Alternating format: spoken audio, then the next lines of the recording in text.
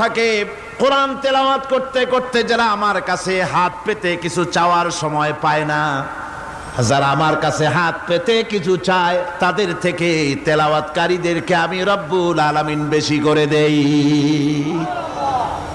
সুবহানাল্লাহ।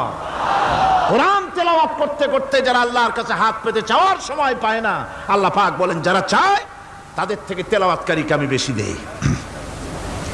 আমার বন্ধুগণ, শুধু তাই নয়, এ কোরআনে কারীম যারা তেলাওয়াত করবে, আমল করবে, কিয়ামতের দিন তার মা বাবার মাথার উপরে আল্লাহ রাব্বুল আলামিন, আবু দাউদ শরীফের হাদিসে এসেছে, তার মা বাপের মাথার উপরে নূরের টুপি পরিধান করানো হবে। এমন নূরের টুপি, এমন নূরের তাজ পরানো হবে, চন্দ্র সূর্যের আলোকে ম্লান করে দেবে। হাসরবাসীরা প্রশ্ন করবেন, এ লোকটি কে? কোন ফেরেশতা নাকি বলে না, কোন নবী নাকি বলে না, তবে কি ইনি কে? জবাব হবে, ইনি